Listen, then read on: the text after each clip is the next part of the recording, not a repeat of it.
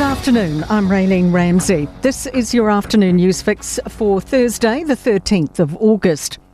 Armed police have rushed to Auckland's Sylvia Park as witnesses report hearing the sound of gunshots. A witness says he heard 5 or 6 shots, which he initially thought was a car backfiring. More than a dozen police vehicles were seen streaming down the motorway towards the shopping centre just after 3. Another witness, Nick, says he was driving through the complex and saw a car crashed by the entrance. Right in the middle of the island where you pull into the mall, and it looked like it had been hit by something or hit the island. Another witness, Ed, says he saw the crash and heard the rear of the car hit the paving. I saw a little Suzuki Swift actually jump the paving like right next to us. A number of police cars also just pulling in. The dark units were dispatched and I saw police officers with rifles. Another witness, Martin, was speaking to Newstalk ZB's Tyler Adams when a police officer told him to leave his car. The scene's going to be locked down for a few while. Right. Are you saying that we're not allowed to sit in our car? No, not at the moment, because this is still considered a crime scene. Police say the incident's no longer ongoing, but is yet to provide any further information. Cabinet Minister Erica Stanford is denying she has leadership ambitions. Speculations continued the senior National MP was planning to challenge Chris Luxon at yesterday's urgent caucus meeting. Earlier today, she confirmed she has confidence in Luxon, but didn't address whether she mounted or planned to mount a challenge. After further questions, Stanford said she has consistently supported Luxon and has no interest in becoming a leader. The police minister is continuing to criticise senior cop Rakesh Naidu for not disclosing his Labour candidacy earlier, despite a new time frame coming to light. Naidu was announced as a candidate in June, but police launched an investigation after Commissioner Richard Chambers said he was only told 48 hours earlier.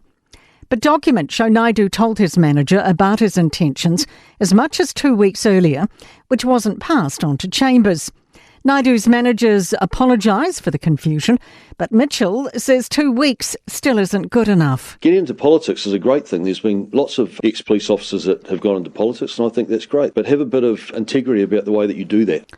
9 former Gloria Vale members are seeking damages and declarations of slavery and servitude following a court ruling against the Labour Inspectorate.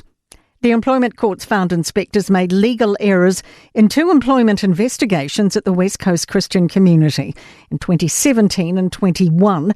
Rosie Leishman reports. The 9 leavers claimed they were failed after inspectors didn't properly investigate extremely serious allegations of forced labour, child labour, slavery and servitude. Chief Judge Christina Ingalls found the Labour Inspectorate misunderstood its jurisdiction and failed to consider children. Multiple Whanga Parawa Peninsula businesses north of Auckland have been forced to close after being inundated with sewage from a rain-damaged pump station.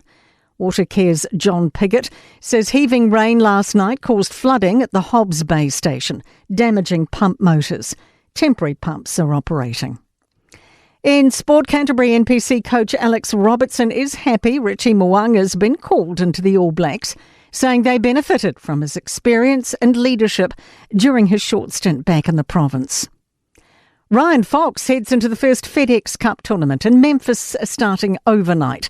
Confident he can compete against the best in the world following his first major title at the Open in England. Roosters coach Trent Robinson is against the NRL adding a bronze medal match to the calendar, saying players can't lift in such a physical game after the disappointment of missing the final. That is your latest news fix. I'll be back with the next update tomorrow morning from the Newstalk ZB newsroom.